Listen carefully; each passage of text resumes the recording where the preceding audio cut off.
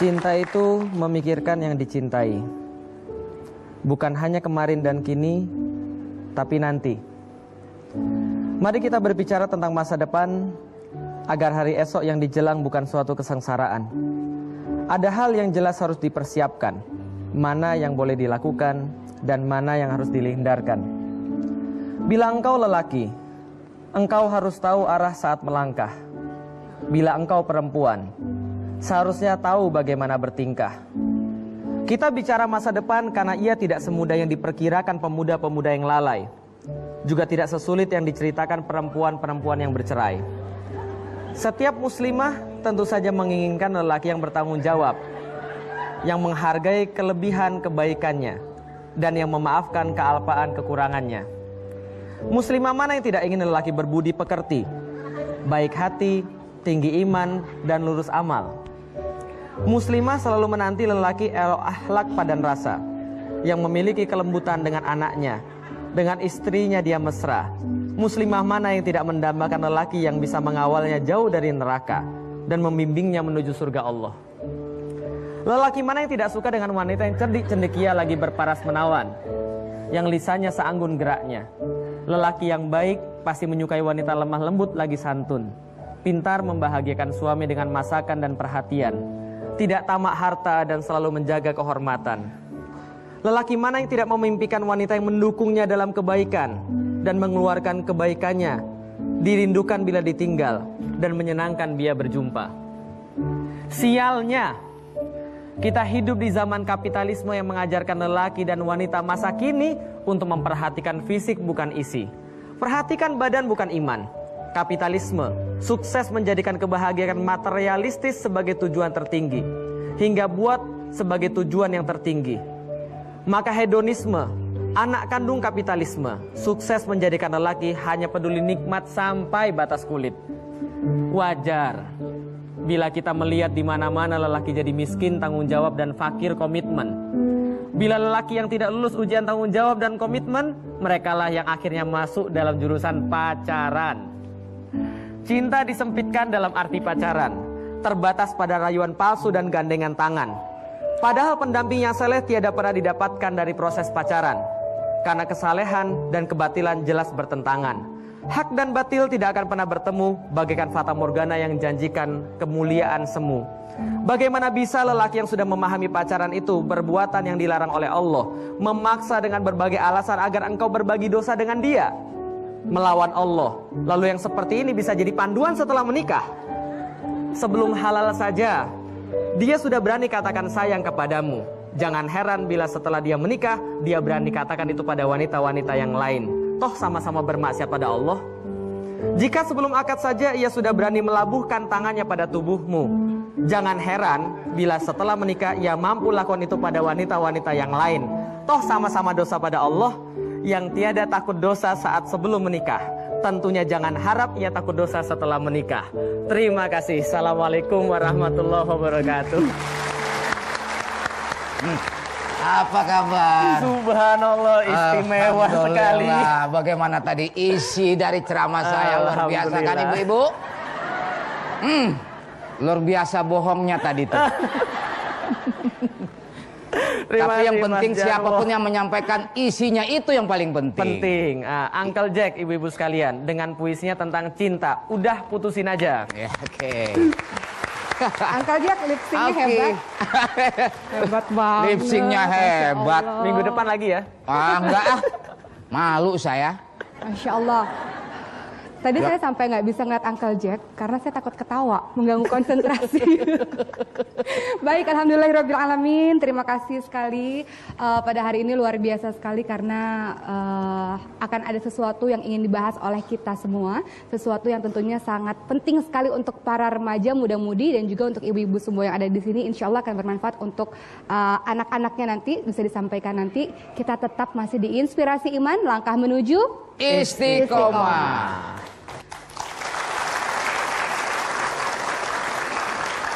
Alhamdulillahirrabbilalamin, hari ini saya sangat berbahagia sekali karena nanti kita akan membahas satu topik yang sangat seru, yang sangat keren sekali, yang akan kita bahas sampai 1 jam ke depan. Tapi sebelumnya saya ingin menyapa ibu-ibu semua dan kawan-kawan semua yang ada di sini dari Majelis Taklim Asy-Syaja'atun Mardiyah. Betul Bu, Asy-Syaja'atun Mardiyah. Baik, boleh tepuk tangan untuk ibu-ibu dari Majelis Taklim Asy-Syaja'atun Mardiyah. Kemudian ibu-ibu dari Majelis Taklim Syifa'ul Qulub. Kemudian ibu-ibu dari Majelis Taklim Al-Rasyadah. Ini saya selalu ingat Al-Rasyadah karena dari kemarin ikut lagi, Masya Allah. Kemudian ada dari ibu-ibu dari Majelis Taklim Al-Manar. Nah, kemudian selanjutnya dari ibu-ibu Majelis Taklim Darul Muhajirin. Dan ternyata Inspirasi Iman luar biasa karena tidak hanya ditonton oleh ibu-ibu saja, Mas Felix, Uncle Jack, tapi juga remaja-remaja yang ingin sekali menuntut ilmu. Langsung saja ini dari teman-teman Universitas Islam Negeri atau UIN. Yang mana tuh? Iya. Dan ada lagi dari kawan-kawan sahabat-sahabat dari Universitas Islam Jakarta. Ini membuktikan betapa Inspirasi Iman ditonton oleh semua kalangan dari berbagai macam usia, Masya Allah. Yes. Apalagi pada hari ini kita akan membahas satu tema yang sangat menarik, yaitu udah putusin aja. Nah, ini Masya Allah nih, karena kita akan membahas tentang pacaran. Apakah pacaran itu diperbolehkan atau tidak? Apakah ada manfaatnya atau apakah ada tidak? pacaran Islami? Apakah ada pacaran Islami atau tidak? Nanti kita akan bahas pada hari ini.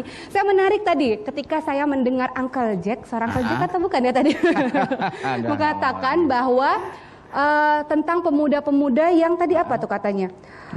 Miskin komitmen. Nah, beraninya mengatakan cinta, aku pengen jadi pacar kamu, aku ingin membahagiakan kamu, tapi giliran ditanya nikahnya kapan? Ntar dulu ya, aku masih belum lulus. Bulet. Alasannya banyak sekali.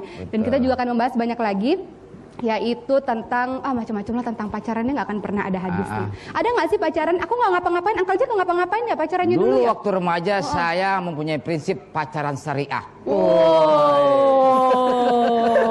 Pacaran syariah, misalnya. Allah, seperti apa itu? Pacaran saya diawali dengan basmalah. Diakhiri dengan hamdalah. Bismillahirrahmanirrahim. Pacaran itu pengajian. Baik, Uncle Jack, nanti kita akan bahas lagi.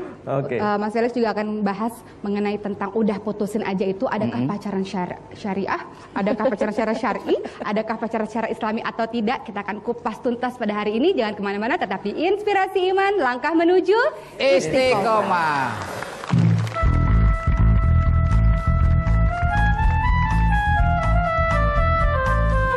Inspirasi Iman.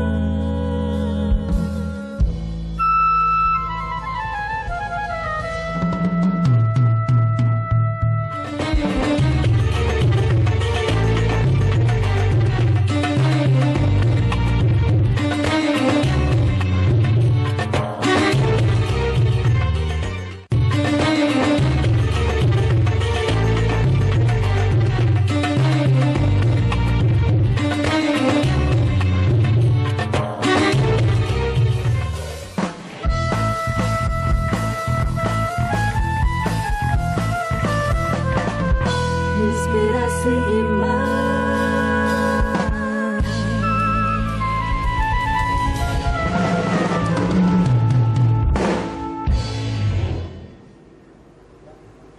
Alhamdulillah, kita kembali lagi dalam Inspirasi Iman, langkah menuju Istiqomah. Masya Allah. Menyambung pembicaraan kita tadi mengenai pacaran. Nah, sebenarnya di dalam Islam Kita nggak perlu narasumber lain selain Mas Felix. Nah, karena Mas Felix yang menulis buku Udah Putusin Aja, kita akan tanya pada beliau ini. Sebenarnya pacaran di dalam Islam itu seperti apa? Ada atau tidak? Boleh atau enggak? Seperti itu. Tadi seperti yang disampaikan oleh Uncle Jack ya, pacaran Islami seringkali dimaknai sebagai pacaran yang disesuaikan dengan syariah. Awalnya diawali dengan basmalah, lalu diakhiri dengan hamdalah. Cari tempat-tempatnya yang islami-islami, seperti pelataran masjid atau di bawah beduk, kan itu kan ya. Atau kemudian cari waktunya waktu yang mustajab, seperti sepertiga malam terakhir misalnya, gitu kan ya. Nah, kadang-kadang orang kemudian seperti itu. Atau SMS-an yang islami. Sudah tahajud belum? Jangan lupa puasa hari ini. Jangan lupa puasa ya hari ini ya. Nggak ada pacaran islami. Pacaran islami nggak ada. Jadi Islam kemudian sangat melindungi kehormatan wanita. Salah satu manifestasi Islam melindungi kehormatan wanita adalah menjaga agar wanita tidak melakukan aktivitas-aktivitas yang bakal membahayakan kehormatannya ataupun kemuliaan. Jadi gitu, Islam memandang pacaran, Islam tidak mengenal yang namanya pacaran. Jadi kira-kira begitu. Nah, pasti akan timbul nih pertanyaan, tapi kalau pacaran yang nggak ngapa-ngapain gimana nih Ustadz? Iya, kalau pacaran nggak ngapa-ngapain terus ngapain pacaran kan itu kan ya. Jadi nggak ada pacaran nggak ngapa-ngapain. Suatu pacaran pasti ada aktivitas kan itu. Nah, aktivitas inilah yang kemudian akan menjurus kepada bahaya. Nah, jadi kira-kira begitu. Ini kayaknya Uncle Jack juga punya masalah nih. Ini nih, aduh. Tentang pacaran juga nih anaknya nih. Bukan, ini anak saya nih, bukan sayanya nih. Iya. Kalau Uncle Jack saya juga nggak percaya, nggak ada yang mau kayaknya. Ada mau, istri saya sudah mau. Iya, satu doang ya. Oke. Begini, Kak Felix, saya kepada Mas Felix, anak saya itu pacaran yang namanya si Casey anak saya, pacaran sama cowoknya namanya si Shen. Sian kali. Kenapa emang Shen? Perasaan udah kenalan di belakang namanya bukan Shen. Ya. Terus kok ingatan kamu sih daripada saya? Udah kenalan di belakang saya. Nah, saya kurang setuju dengan anak saya pacaran itu. Kurang ganteng. Bukan masalah kurang ganteng, saya nggak masalah fisik. Oh, duit. Bukan juga. Tiap malam minggu kalau ngapel ke rumah itu anak saya nggak pernah bawa martabak itu orang. Iya, banyak kerugian yang didapat sama saya. Jadi harusnya si Sean ini belajar say with the food. Dengan makanan gitu. Nah, anak saya biasanya rajin bantu ibunya ngepel, cuci piring, nyapu rumah. Sekarang nggak pernah lagi. Gara-gara diajak malam minggu. Gara-gara si Sean itu. Diajak nonton bioskop lah. Mendingan nonton bioskop tuh masuk ke dalam nonton bioskop, gedungnya ada ditontonin. Liatin posternya aja. Kasihan anak saya. Oh gitu. Duit saya habis. Kenapa? Ya saya habisin sendiri. Bukan karena anak saya, bukan. Jadi beda sama saya pacaran dulu. Kalau dulu gimana? Assalamualaikum. Waalaikumsalam. Ini dia nih. Oh ini. Berani kamu datang ke sini ya? Camer. Camer apaan? Ini dia Mas Shen Hashim yang tadi dikatain. Tersangka satu. Gimana nih? Klarifikasikan, kita harus tabayun dulu. Islam mengajarkan kita untuk tabayun. Jadi tidak hanya mendengar dari satu sisi saja. Dengar juga dari yang... Boleh. Jadi boleh pacaran kan nih? Nggak boleh. Udah diputusin. Nah, tadi martabak nggak dibawain, gimana boleh pacaran? Waduh. Gimana ya? Habis martabaknya tutup. Masa tiap malam tutup mulu martabaknya? Kan ada yang lain, pempek kek, durian kek. Jadi kata Camer nih, calon mertuanya Shen ini katanya, anak saya tuh jadi sering keluar nonton Iya, habis puasa di rumah aja, diajak jalan-jalan dong. Jalan-jalan berdua happy. tapi maunya ikut mulu kan nggak bisa dong. Iya, pacaran tuh berdua ya. Bentar dulu. Ini biasanya kalau orang bertiga, yang ketiga biasanya setan.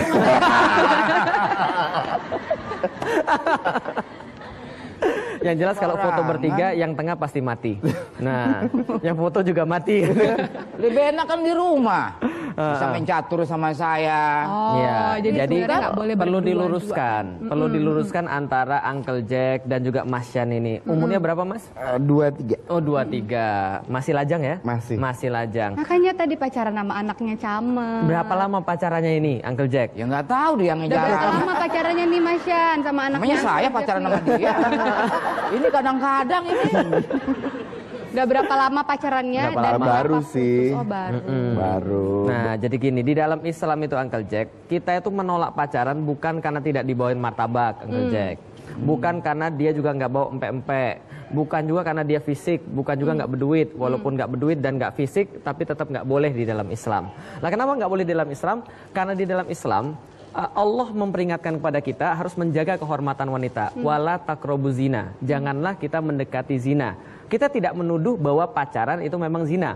Tapi setiap zina diawali dengan pacaran. Kita nggak ngitung kasus prostitusi, enggak ya. Tapi selain daripada prostitusi tadi, maka setiap zina awalnya pasti adalah pacaran. Lah kenapa tidak boleh? Rasul bersabda dalam salah satu yang kita dengar sampai dengan sekarang, hadis riwayat Abu Daud, Rasul kemudian mengatakan pada kita, la yakhuluna ahadukum, tidaklah berkholwat salah seorang laki-laki di antara kalian. Nah, bi imro'atin, dengan seorang wanita yang itu bukan mahramnya. Fa inna syaitona salasiha, maka syaiton yang menjadi ketiganya. Maka kalau lagi pacaran jangan deket-deket Uncle Jack, nanti jadi setannya nanti. Nah, jadi ini kan mengerikan. Nah, maka ada setan yang ketiganya, pasti berbuat yang salah, pasti berbuat yang aneh-aneh. Rasul sambung lagi dalam sabda yang lain, tidak mendekati seorang laki-laki kepada seorang wanita berdua-duaan tanpa mahram kecuali menginginkan berzina dengannya. Nah, itu Uncle Jack. Jadi itu alasannya kenapa Islam tidak memperbolehkan yang namanya pacaran. Takut mendekati zina. Mendekati zina. Kalau ada yang mengatakan aku pacaran nggak ngapa-ngapain kok, memang nggak ngapa-ngapain awalnya. Iya, betul. Mungkin awalnya pertamanya lihat-lihatan, terus pelan-pelan pegangan tangan. Iya nggak, Mas Yan? Ujung-ujungnya. Ujung-ujungnya tuh step by step tuh pelan-pelan. Ujung apa nih? Ujung apa? Mulai Main tuh dari anak pegangan. saya ya. Tadinya mungkin pegangan tangannya nggak ngapa-ngapain, cuma nyebrang aja gitu ya. Pura-puranya menyeberangkan Nyebrang. nenek-nenek. Oh salah, menyeberangkan pacar. Kemudian dilanjutkan Gitu. dengan aktivitas yang lebih, itulah yang dikhawatirkan oleh Rasulullah. Akhirnya kerja bakti deh. Nah, main catur. Bahaya jadinya. Iya, jadi kalau ada orang bilang bahwa pacaran ini kan cuma pegangan tangan, saya katakan kalau pacarnya cuma pegangan tangan, dia pasti bukan laki-laki, betul begitu? Betul, Nah, emang kadang-kadang betul gitu, ngaku. Rahasia laki-laki ini ternyata nih, gimana tadi? Jadi pegangan tangan kemudian akan berlanjut ke aktivitas berikutnya karena ada peluang. Terserah berdua kali ya. Sebenarnya karena ada peluang, karena berdua-duaan itu kemudian setelah pegangan tangan kemudian terasa enak, nikmat. Kata Bang Napi dah, suatu kejahatan bukan terjadi karena niat sementara, tapi karena ada kesempatan. Betul. Nah, waspadalah. Jadi saya waspada. Jadi sebenarnya keputusan dari Mas Yan ini untuk putus itu betul, tapi putus bukan gara-gara camer, tapi Iya. putus karena takut sama Allah. Karena takut sama Allah gitu, bukan martabak. Jadi sebenarnya kalau misalnya kita nggak perlu pacaran dulu berarti. Iya, nggak perlu. Karena dalam Islam ada metode yang lain supaya metodenya orang seperti tuh bisa apa tuh? saling kenal. Kalau selama ini orang kemudian berkata, kalau nggak pacaran terus kita beli kucing dalam karung. Kita nggak kenal, tiba-tiba orang nggak kenal kita nikahin gimana gitu. Nah, di dalam Islam dua orang yang mencintai karena Allah, mereka tidak perlu perkenalan pacaran. Nah, karena dia sudah mencintai pada Allah. Karena sama-sama mencintai satu klub bola, itu biasanya saling cocok tuh. Kalau satu misalnya suka klub bola A, satu suka klub bola A, cocok. Kalau suka satu A, satu B, berantem. Nah, maka sama kayak Allah. Kalau kita saling mencintai Allah, sama-sama mencintai Allah, keduanya akan saling mencintai. Nah, Tanpa itu perlu sering perkenalan ditanyakan yang oleh berlebihan. orang-orang. Maksud cinta karena Allah tuh apa? Ini pertanyaan yang pasti sering sekali ditanyakan oleh teman-teman. Saya mencintai dia karena Allah. Saya Baik. mencintai wanita ini karena Allah, makanya saya pengen deket sama dia. Saya pengen dia baik, saya pengen ingetin dia untuk tahajud segala macam. Sebenarnya cinta karena Allah itu maknanya apa? Cinta karena Allah sebenarnya sederhana, ibu-ibu sekalian dan pemirsa yang ada di rumah.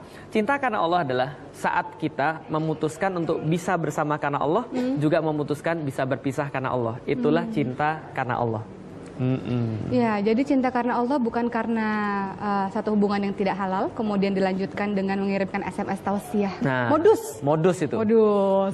Nah, kita akan bahas lagi, lebih seru lagi, lebih dalam lagi tentang Mas Yan dengan anaknya Uncle Jack ini. Tapi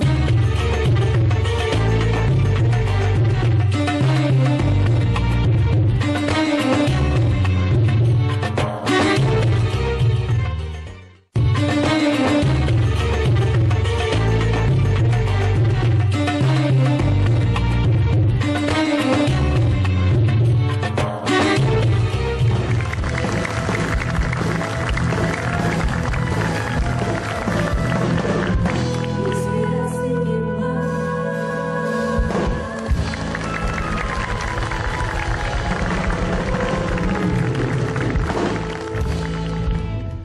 Baik, kita kembali lagi dalam acara Inspirasi Iman, langkah menuju Istiqomah.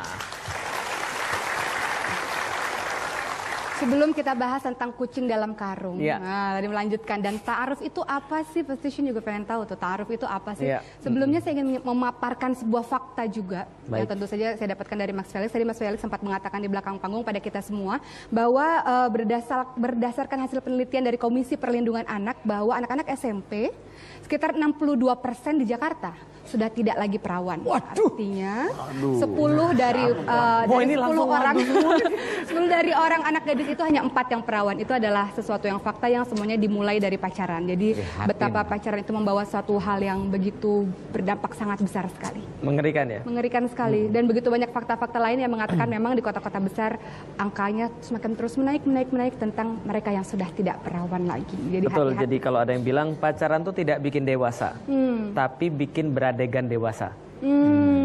Hati-hati makanya tuh. Nah, tadi menyambung tentang kucing dalam karung. Ya, Sean ya? Gimana tuh Ustaz? Ya. Jadi biar pacarannya halal gimana sih? Datang aja ke MUI, minta label Supaya dapat sertifikat halal. Sertifikat halal itu ya. Emangnya anaknya Uncle Jack makanan? makanya.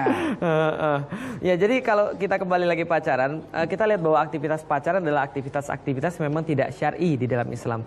Jadi tidak dibenarkan di dalam Islam, bahkan berdua-duaan saja, tidak melakukan aktivitas-aktivitas apapun itu saja tidak diperkenankan di dalam Islam. Apalagi kemudian aktivitas-aktivitas di dalamnya ada pegangan tangan, yang tentu saja laki-laki tidak cukup hanya pegangan tangan.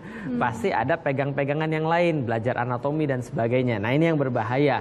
Nah, karena itulah kita harus kemudian menyatakan bahwa kalau kita punya anak, segera jauhi deh sebelum lebih terlambat, sebelum lebih telat. Nah, ini Uncle Jack. Tapi Sebenarnya sebagai- boleh nggak sih sex education itu? Boleh nggak sih Mas Felix? Ya. Education. Ya, jadi sex education atau pendidikan seks itu adalah bagian daripada keseharian di dalam Islam. Jadi ketika seorang anak sudah mulai balik, dia tentu harus diperkenalkan pada tanggung jawab karena dia punya tubuh yang harus dijaga. Jadi sex education bukan berarti mencontohkan. Nah, ini beda ya. Jadi mencontohkan kemudian yang salah dengan memperingatkan pada yang salah. Nah, dalam kasus-kasus yang seperti ini, dengan melakukan sex education yang tepat, yaitu dengan cara yang menjauhi hal-hal yang menyebabkan mereka bisa terjerumus dalam bahaya ke depan. Jadi kira-kira begitu. Dalam misalnya saya sebagai orang tua, Ya. nah ingin mempunyai calon menantu, nah tentu harus memikirkan yang namanya ada bobot, bebet, gitu, segala macam gitu Betul. kan. Nah bagaimana cara untuk mengetahui hal itu, Ustaz? Betul. Tentu saja di dalam Islam tidak hanya seperti yang saya katakan tadi, dua orang yang mencintai Allah pasti akan saling mencintai. Tapi juga mereka perlu perkenalan. Nah, perkenalan inilah yang di dalam Islam disebut dengan ta'aruf. Nah, ta'aruf ini didahului dengan yang namanya proses meminang, khitbah. Jadi khitbah ini adalah proses meminang di mana seorang laki-laki menyatakan secara langsung ataupun tidak langsung pada seorang wanita bahwa dia ingin kemudian menikahi wanita tadi.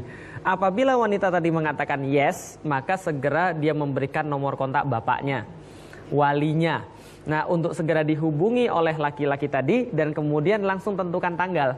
Nah, selama kemudian tentukan tanggal itu, misalnya contoh 2 bulan atau 3 bulan, disitulah perkenalan terjadi, ta'aruf terjadi. Maka laki-laki boleh datang kepada orang tuanya dan mengatakan, ini mohon maaf nih anak bapak kan kerudungan nih, kita nggak tahu nih kupingnya ada 1 atau 2 kan, itu kan misalnya. Taruhlah seperti itu. Nah, kemudian dia bisa berkenalan dengan bapaknya, karena yang paling tahu tentang anaknya tentu saja bapaknya. Nah, jadi termasuk dia bisa tanya apapun tentang bibitnya, bebetnya, bobotnya, nah akan terlihat di sana. Nah, sebaliknya, pacaran walaupun dikatakan adalah sebuah fase perkenalan, faktanya tidak ada yang kemudian terkenal ketika pacaran, atau tidak ada yang kemudian dikenali ketika pacaran. Apa buktinya? Contoh, kalau kita bicara tentang pacaran, harusnya kalau ada korelasi antara pacaran dengan kenal, maka harusnya pernikahannya langgeng toh. Betul begitu kan ya? Nah, ternyata setelah mereka pacaran, tidak juga langgeng ketika sudah menikah. Negeri-negeri yang terbanyak cerai setelah menikah itu ada 3. 1 adalah Ukraina, 2 adalah Rusia, 3 Belarusia. Nah, berarti ini adalah yang paling banyak terjadi perceraian dan jelas mereka tidak mengerti Islam. Amerika yang mengimpor budaya-budaya pacaran kepada kita, perceraian di atas 50%. Berarti tidak dipengaruhi oleh yang namanya pacaran. Jadi seperti itu. Lamanya pacaran bukan berarti jaminan untuk kelanggengan dalam satu rumah Iya, tangga. sama seperti yang sering kita lihat di TV sebelum kemudian menikah, pas lagi pacaran, pas lagi indah-indahnya, engkaulah segala-galanya, menghitung hari dan sebagainya. Setelah menikah lagunya ganti, separuh jiwaku pergi, misalnya gitu. Nah, inilah salah satunya. Jadi tidak menjamin langgengnya kemudian pernikahan. Jadi itu adalah bagian daripada yang harus kita ketahui, tidak ada korelasi antara pacaran dan pernikahan. Tapi ada korelasi yang sangat besar antara kecintaan pada Allah dengan kelanggengan ketika mereka menikah. Ya, diri laki-laki atau perempuan yang beriman, insya Allah apabila kita tidak menyukainya, dia pun tidak akan berlaku kasar pada kita seperti itu. Ini saya mau tanya sama Oki. Oki kan belum nikah nih. Doakan ya Allah, Udah punya doakan, pacar belum? doakan. Putusin aja, Pak. Insya Allah ada jodoh. Wah, ngarep loh. Oh, enggak. Anak saya mau dikemanain ya? Insya Allah ada jodohnya di Lauhul Mahfuz. Di Lauhul Mahfuz itu tempat Amin. yang Allah sediakan. Tapi saya percaya sama Oki. Doakan ya, insya Allah kan doa orang soleh didengar oleh Allah. Doa orang terzolimi. Orang terzolimi didengar oleh Allah. Teraniaya. Nah kan masih banyak juga nih, ada beberapa yang sudah tahu tentang ta'aruf, ada beberapa yang belum tahu tentang Iya. ta'aruf. Yang menjadi masalah adalah, sebagian orang mengatakan sebenarnya ta'aruf sama aja dong dengan pacaran, kalau dia berlama-lama. Iya. Dalam artian ta'aruf kan tentu harus tidak boleh terlalu lama, karena kalau dia lama-lama sama aja nanti jatuhnya sama Ya, pacaran. beda pacaran sama ta'aruf jelas. Dalam pacaran itu tidak ada jangka waktu yang disepakati. Dua, tidak ada mahram yang menemani. Dalam ta'aruf ada dua yang berbeda. Satu, akadnya jelas. Jadi jangka Arahnya. waktunya jelas. Ada waktu yang disepakati sebelum mereka menikah. Yang kedua, mereka ditemani oleh mahram sehingga sudah pasti tidak terjadi apapun. Karena kalau orang biasanya bersendiri-sendiri, biasanya pasti maksiat. Misal kalau kita lihat orang pacaran biasanya nyari tempat yang remang-remang atau yang terang. Remang-remang, ya kan ya? Cari tempat yang sepi atau yang rame. Ya. Kenapa pacaran tidak di tempat yang terang dan tempat yang rame? Karena ada aktivitas-aktivitas yang tidak bisa dilakukan kecuali di tempat yang remang-remang dan sepi. Ya ini kemudian kita lihat bahwa memang menjurus ke sana. Tapi di jembatan layang tuh Ustaz. Iya. Di jantung. Jejer motor tuh pinggir-pinggir tuh. Nah itu pacaran berjamaah itu. Nah, tapi kan masih ada sekat-sekatnya. Mereka tetap mau bersendiri-sendiri. Nah karena gelap tempatnya. Makanya tempat gelap itu pasti banyak syaitonnya. Ya, jadi perbedaan antara pacaran dan ta'aruf bagi teman-teman semua di sini yang belum tahu bahwa ta'aruf itu memiliki Jangka suatu visi waktu. misi yang jelas. Jangka waktunya tidak terlalu lama, sudah tahu setelah ta'aruf, setelah kenal tidak terlalu lama, kemudian menuju ke arah khitbah, kemudian menikah. Nah kalau pacaran ini ada lagi nih kasusnya nih. Nanti 3 tahun lagi aku akan menikahimu. Nanti setelah lulus aku akan menikahimu. Mei. Nanti kalau abangku sudah menikah, aku nggak boleh melangkahi nih, baru menikahimu. Gimana Ustaz? Nah itu dia. Kadang-kadang kalau orang Janji-janji pacaran, surga. janji-janji banyak, speak dewa kan itu kan ya. Nah, jadi ketika dia ditanya kapan kita menikah, nanti tunggu duitku cukup. Setelah duitnya cukup, lain lagi ibu kok meminta dibuatin rumah dulu. Setelah ibunya punya rumah, dia bilang lagi kakek saya belum umroh kan itu kan ya dan sebagainya. Maka nggak akan selesai. Karena memang duit bukan menjadi indikasi untuk menikah. Tapi yang menjadi indikasi untuk menikah adalah kemampuan. Kemampuan dalam apa hal Kemampuan. Kemampuan apa aja? Saya sudah tahu pasti mikirnya kemampuan. jelek Ya, ini. paham deh pasti. Dah. kemampuan Iya. secara finansial kah, Atau ekonomi seperti kah, apa? atau seperti Nah, jadi gini, ketika Rasul menyampaikan kepada kita, manis tato abil ba'ats faliyatazawaj. Barang siapa yang mampu untuk menikah, maka menikahlah. Maka mampu di sini bukan finansial, bukan juga umur, karena tidak ada batasan umur. Ada yang muda menikah langgeng, ada yang tua menikah tidak langgeng. Maka batas kemampuan di sini ditentukan oleh walinya. Ditentukan oleh walinya. Ada seorang yang pernah datang pada saya lalu berkata begini, Ustaz, ini saya mau nikah Ustaz, tapi sayang sekali ibu saya belum merestui. Lalu saya bilang, ibumu aja belum bisa kamu yakinkan, apalagi ibunya dia. Nah, berarti mampu di sini adalah bagaimana orang tuanya melihat dia, mampu atau tidak. Anaknya sudah bisa belum untuk memimpin anak orang lain. Nah, ini adalah mampu. Nah, orang tua melihat dari segi apa? Jelas satu, iman. Karena kalau laki-laki yang beriman, dia tidak akan menelantarkan wanita. Maka dia akan walaupun harus gosok WC, dia akan tetap kerja supaya wanitanya bisa dia hidupi. Dia nggak akan malas-malasan main game di rumah, sementara kemudian perempuannya cari duit kemana-mana. Jadi ini yang kemudian bisa kita lihat. Kesiapan yang paling penting, kesiapan iman. Jadi sebenarnya bukan mencari laki-laki yang kaya raya, tetapi laki-laki yang mau bekerja keras dan bertanggung jawab untuk menafkahi. Langsung tentukan tanggal. Saya sih siap sih Om. Siapa Pak? Tampangnya nggak meyakinkan. Maka tugasnya adalah untuk meyakinkan. Nah, meyakinkan. Kalau belum mampu meyakinkan, berarti tunda dulu. Saya sendiri aja belum yakin nih. Nah, mau yakin orang itu lain. dia. Untuk meyakinkan diri sendiri. Nah, karena itulah judul buku saya udah putusin aja, bukan udah nikahin aja. Karena kenapa? Karena orang yang pacaran sudah pasti tidak siap untuk menikah. Nah, karena itu putuskan dulu, pantaskan diri dulu, kaji Islam, kemudian coba pantaskan diri secara fisik. Bagi yang perempuan, coba bedakan dulu yang mana lengkuas, yang mana jahe, kan itu kan ya.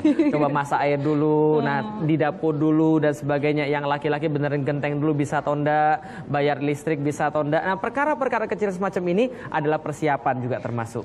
Intinya adalah apabila kita ingin mendapatkan pasangan yang baik, kitanya harus baik dulu, memantaskan diri dulu. Karena dalam surat An-Nur 26, perempuan baik-baik, untuk laki-laki baik-baik, begitu pula sebaliknya. Dan ingin saya bahas kepada Ustadz juga, kepada yang semua ada di sini, yang sudah kita tahu bahwa hukuman berzina itu sangat luar biasa, mengerikan sekali hukuman di dunia. Bagi yang lajang, apabila dia melakukan perzinahan, maka hukumannya adalah 100 kali cambuk. Dan bagi yang sudah menikah, apabila dia melakukan perzinahan, hukumannya adalah dirajam sampai mati. Ya. Seperti itu Kak Ustadz, dalil yang secara... Dalam surat An-Nur ayat pertama, suratun angzalnaha wa faradnaha wa angzala fiha ayatin bayyinatin la'alakum tadzakkarun. Allah katakan, kitab ini kami turunkan kepada kalian dan kami jelaskan dengan sejelas-jelasnya agar kalian mendapatkan sebuah pengingat. Ayat yang keduanya, az-zaniyatu waz-zani fajridu kulla wahidin minhuma miyata jaldah. Zinawati dan zinawan, jilidlah mereka masing-masing dengan 100 kali jilidan. Itu untuk yang belum menikah. Yang sudah menikah ya tadi dirajam, itu adalah hukumannya. Jadi betul sekali. Ya, jadi begitu luar biasa sekali Islam mengatur kesucian seorang hambanya, bahwa Islam sama sekali tidak memperbolehkan untuk mengarah-arah antara perempuan dan laki-laki untuk terus dekat. Islam sudah mengatur sebegitu indah, sedemikian indah. Selanjutnya kita akan bahas lagi nanti di segmen berikutnya dengan lebih jelas lagi tentang hubungan antara laki-laki dan perempuan.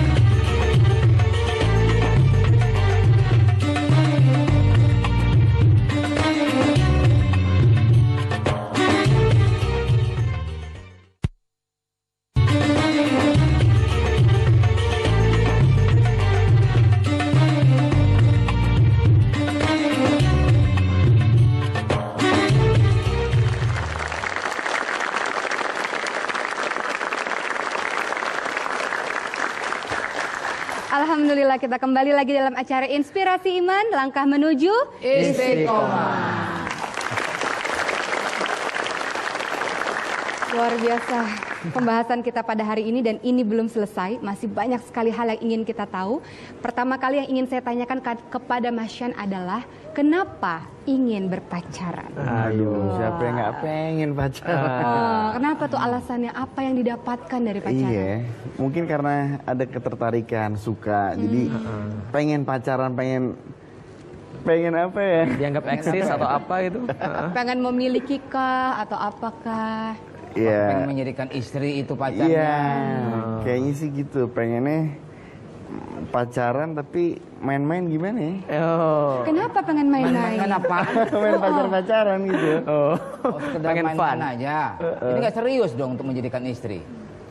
Kalau mau jadi istri harus serius kan. Tapi mesti kenal dulu segala macam ya, sambil main-main dulu lah. Makanya kalau nggak cocok, putus, cari lagi, putus, Iya. cari lagi, putus, cari lagi gitu.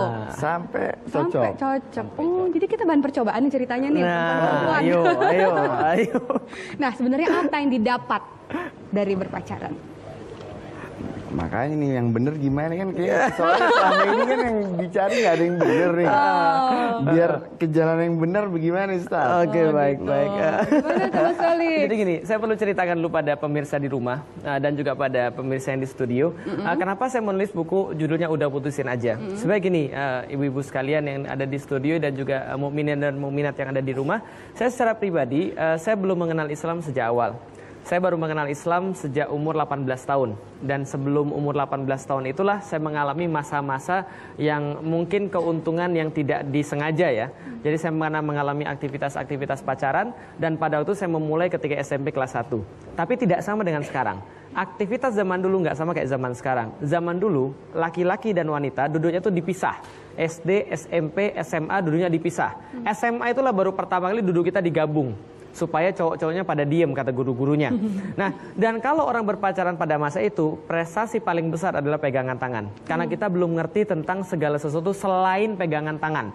saking parahnya informasi pada saat itu. Berarti pegangan tangan adalah prestasi terbesar orang yang ketika berpacaran. Nah, ketika saya kemudian memahami seperti itu, jarang mungkin di antara laki-laki, tapi saya termasuk lelaki yang peneliti.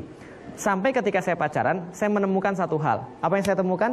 Yang saya temukan adalah bahwa wanita itu secara fitrahnya senang digombalin. Betul begitu? Ibu bajunya bagus, oh gombal, tapi senang hatinya berbunga-bunga. Maka wanita senang digombalin. Dan tidak hanya senang digombalin, fitrahnya seorang laki-laki adalah menggombal. Jadi cocok tuh, satu digombalin senang, satu senang menggombal. Dan tidak hanya itu juga, ternyata saya menemukan ada beberapa teknik-teknik yang kalau saya lakukan, saya bisa membuat wanita melakukan apapun buat saya. Serem nggak? Serem nggak? Serem ya? Nah, itu adalah fakta. Zaman dulu ke belakang, nggak banyak laki-laki yang tahu semacam ini. Nggak peduli sejelek apapun fisiknya. Nggak peduli dia itu kemudian miskin atau kaya. Tapi kalau dia tahu teknik ini, maka dia bisa membuat cewek melakukan apapun buat dia. Maka ini yang saya temukan. Zaman dulu nggak banyak yang tahu. Zaman sekarang, semua laki-laki rata-rata tahu hal yang semacam ini. Maka terjadilah hal-hal yang kita lihat sekarang. 62% tidak perawan. Kasus-kasus video artis dan sebagainya. Yang kadang-kadang kita berpikir, kok bisa sih? Kok bisa sih? Kalau dalam kemudian kacamata normal. Tapi kalau itu dilihat dari segi nafsu, nafsu menutup akal. Dan itu bisa didesain. Karena itu ini sangat berbahaya sekali. Maka kemudian ketika itu saya tulis kemudian buku ini, agar perempuan-perempuan paham bahwa ini bukanlah sebuah cinta, tapi nafsu. Nah ini berbahaya berat. Karena kalau orang sudah kehilangan kehormatan, nggak ada yang bisa diharapkan apapun dari dia. Kasihan luar biasa ibu-ibu sekalian. Coba kita pikirkan, baik-baik. Agar kita menjadi paham betul anak kita dalam bahaya. Coba pikirkan baik-baik, seorang perempuan dan laki-laki yang pacaran, ujung-ujungnya pasti ingin berzina. Kalau dia normal. Kalau dia cuma puas pegangan tangan, berarti itu bukan laki-laki.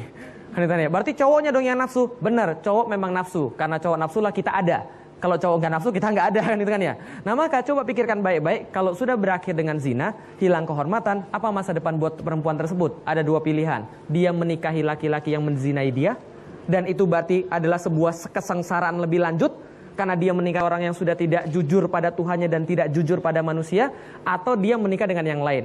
Kalau menikah sama yang lain, ada yang mau menerima dia, taruhlah. Lalu kemudian ada yang mau menerima dia, lantas suatu waktu ketika di masa depan pernikahannya, pasti ada kata-kata begini. Kamu sih dulu, kan gitu kan ya. Ketika itu terjadi, bagaimana perasaan wanita? Mutung, hancur, luar biasa. Maka jangan sekali-kali karena seorang wanita dinilai dari track record masa lalu dia. Laki-laki tidak, laki-laki dilihat dari masa depan dia. Wanita dilihat dari masa lalu dia. Hati-hati, udah putusin aja.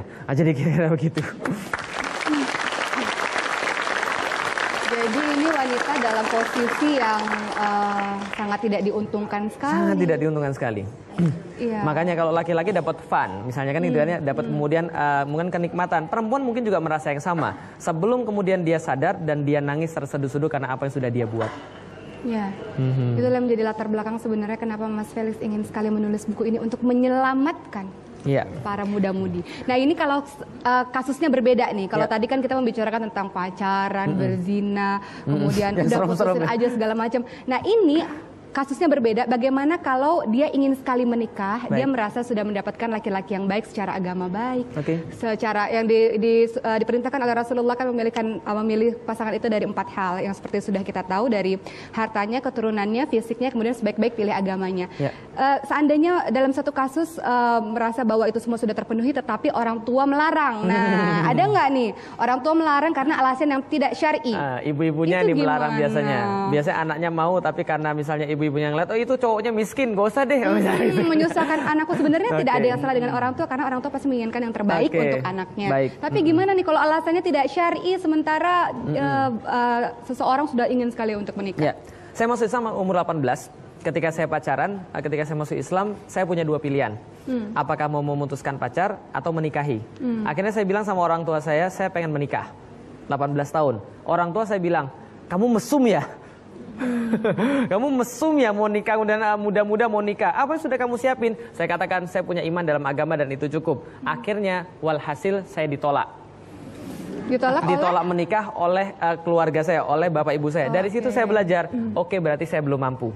karena saya belum mampu meyakinkan orang tua. Maka dari situ kemudian saya merubah strategi. Pergi ke Bogor, kuliah, pulang ke Jakarta, bawa ayam goreng, bawa manisan, gitu kan ya. Segala macam urusan keluarga saya urusin. Sehingga orang tua saya melihat bahwa, oh ya anak ini sudah mampu ini.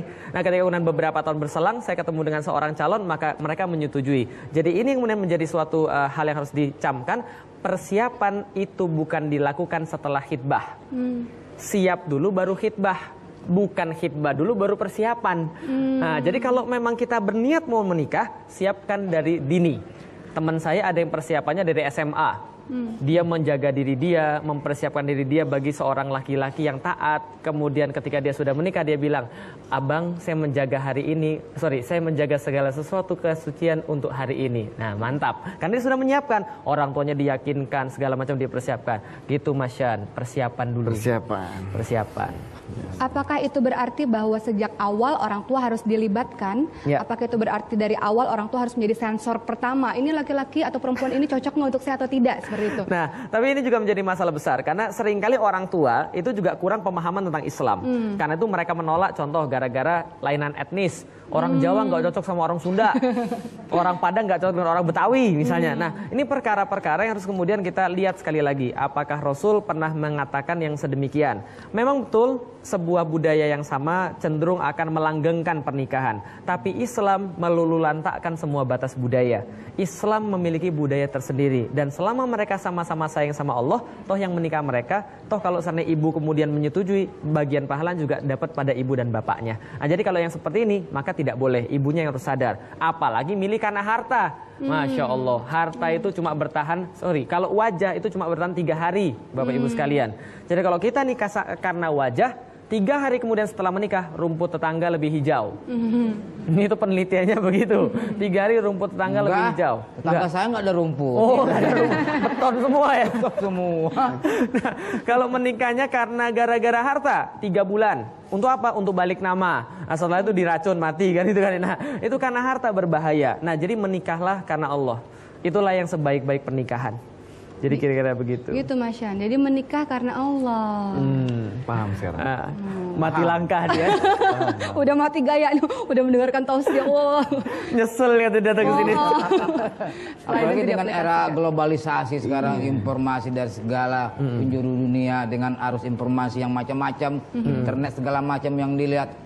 Itu kan para remaja kita itu kan jadi bagaimana itu Ustaz untuk mengatasi itu kan mempengaruhi juga kan. Ditambah lagi budaya-budaya Korea nih. Wah, siapa di sini yang suka nonton film Korea, sinetron Korea yang drama percintaannya luar biasa. Nangis-nangis. Sarang he.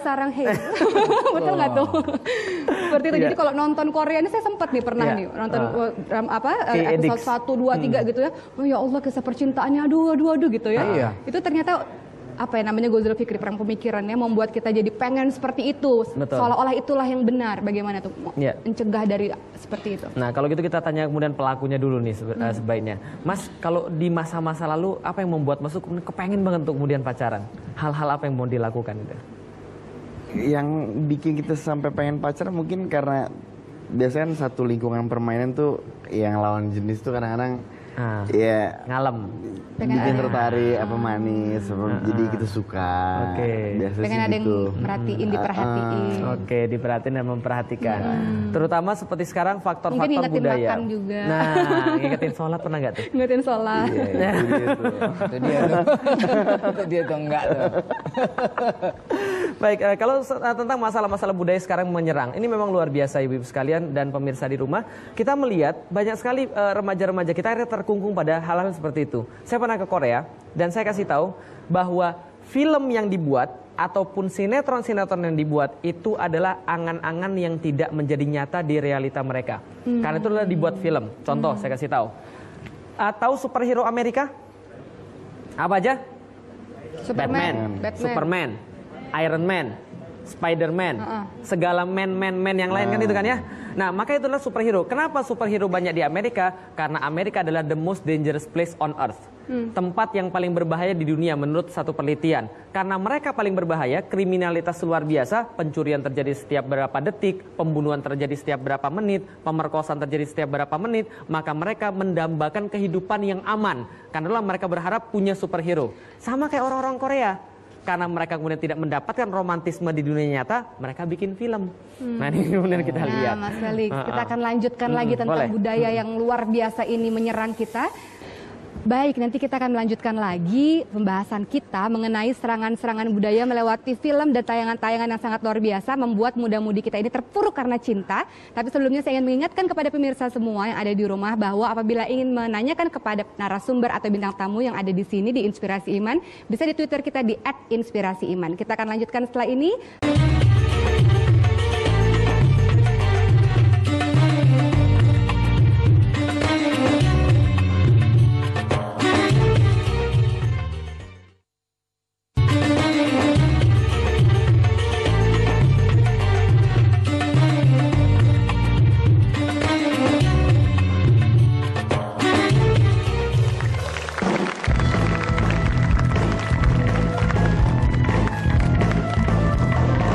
Inspirasi Iman.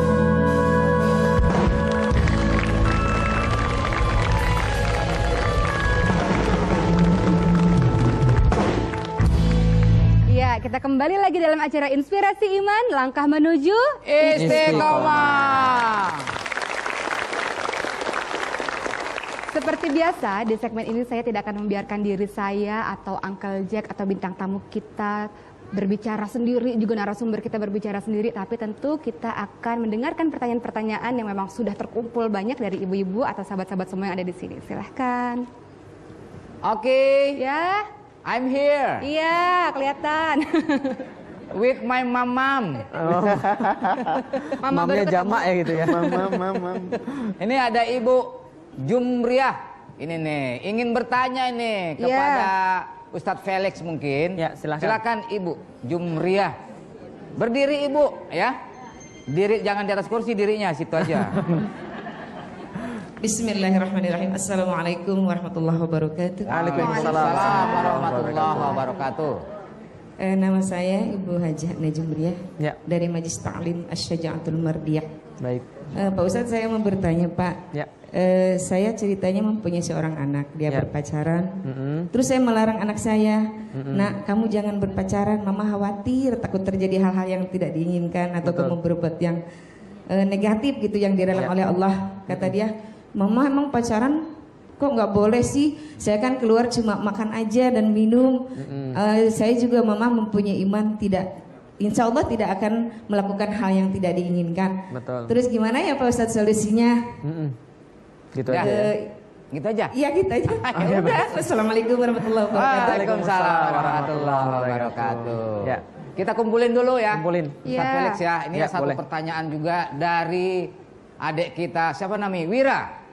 Wira swasta. Ya. Wira Insya usaha. Allah kita doain ya. Silakan Wira.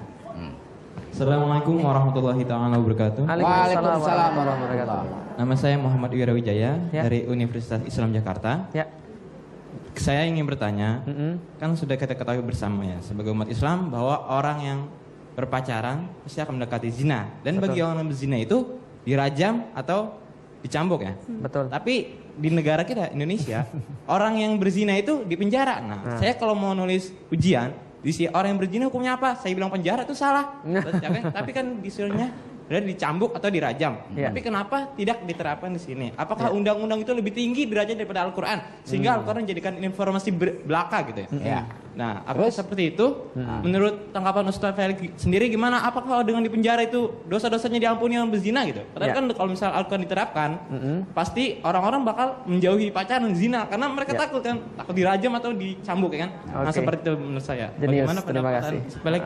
Wassalamualaikum warahmatullahi wabarakatuh. Waalaikumsalam warahmatullahi wabarakatuh. Ya. Silahkan Ustaz Felix dijawab. Ya, baik. Saya jawab yang kedua dulu. Jadi inilah memang ironi sebagai orang Indonesia yang kita tidak diterapkan aturan-aturan Islam. Karena itu aturan-aturan Islam yang kita pelajari baik di sekolah, baik di kuliah ataupun yang kita baca di Al-Qur'an, beberapa di antaranya atau sebagian besar di antaranya itu hanya menjadi teori belaka. Padahal Allah sudah mengatakan di dalam Al-Qur'an, wa nazalna alaikal kitaba tibyana likulli syai', bahwa kami menurunkan Al-Qur'an menjelaskan segala sesuatu perkara.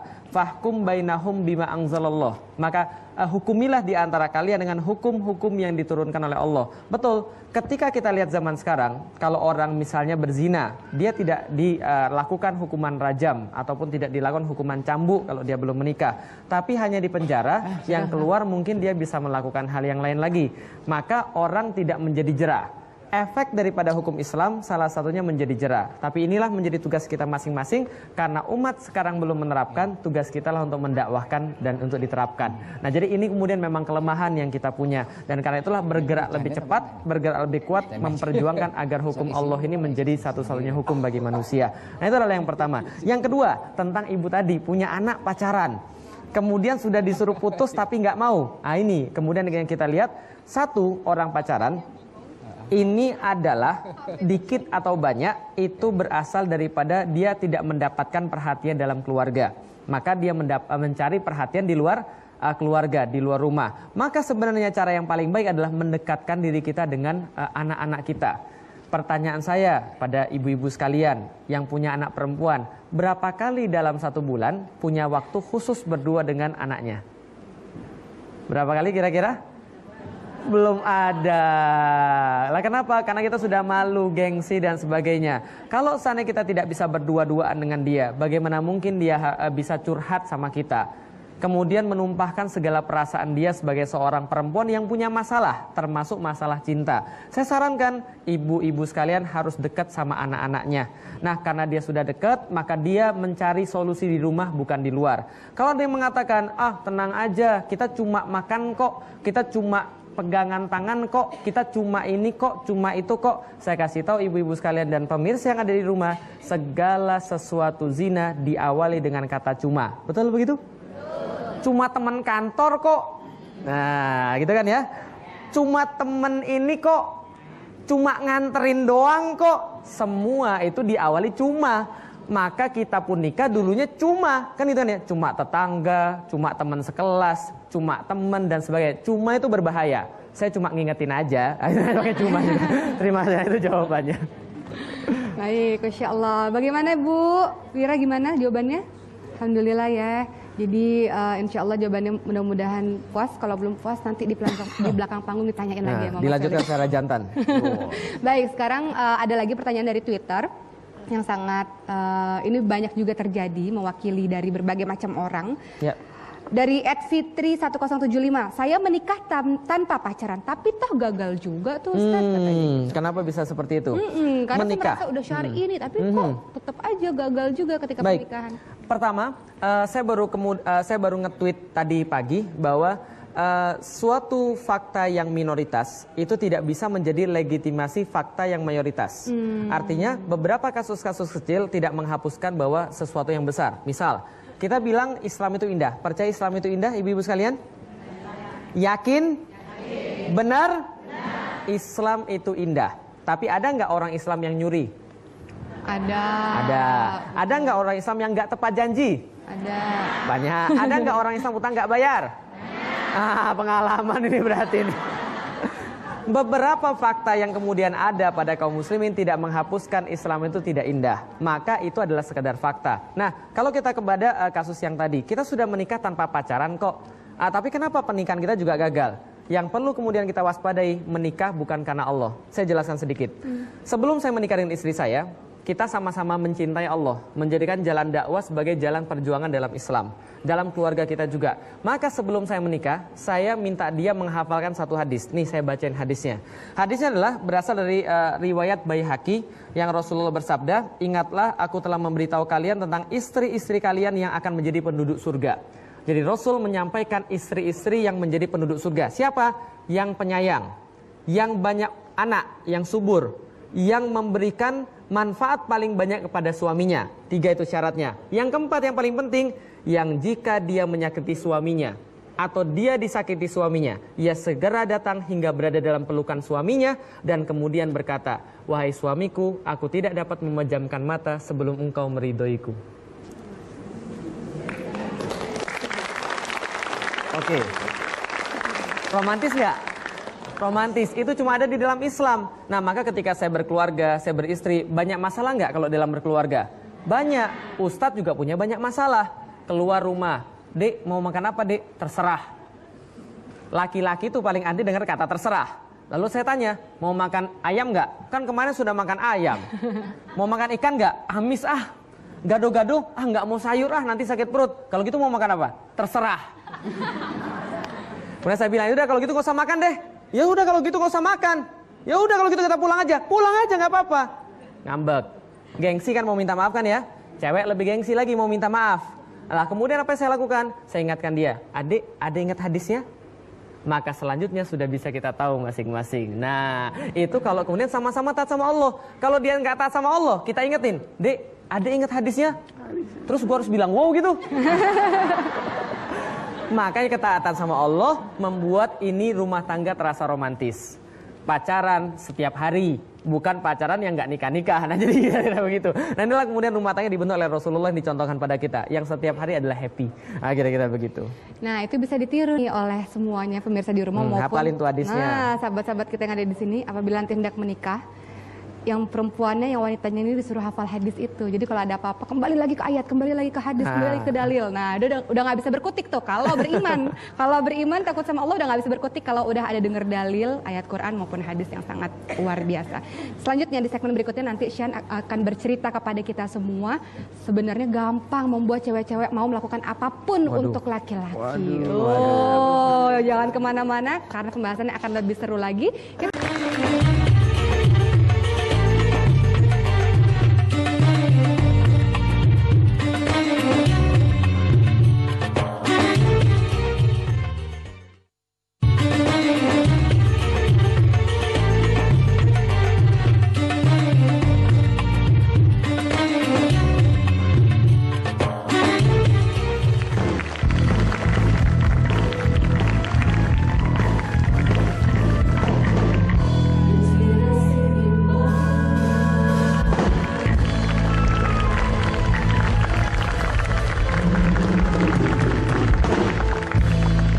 Kembali lagi dalam acara Inspirasi Iman, langkah menuju Istiqomah.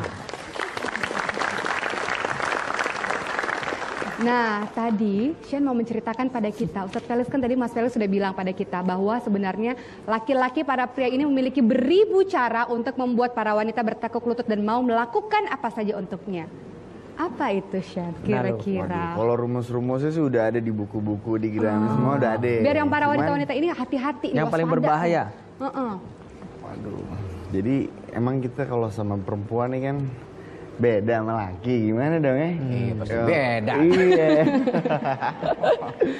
Jadi yang ngegombalnya ya cewek senang digombalin ya kita gombalin. Kalau emang kita kejar nggak bisa dikejar, ya kita mundur dulu. Tarik ulur, jinak-jinak merpati. Iya, buat diatur penasaran. aja. Kalau nggak bisa diatur, cari yang lain. Oh, kayak ngurus rumah bisa diatur ya. Sebenarnya sekarang ini nggak hanya wanita aja yang bisa digombali. Penggombal itu wanita juga bisa menggombali laki-laki. Nah, wanita-wanita. Saya pernah jadi korban digombali sama wanita loh. Yang benar. Nanti baca buku saya nanti.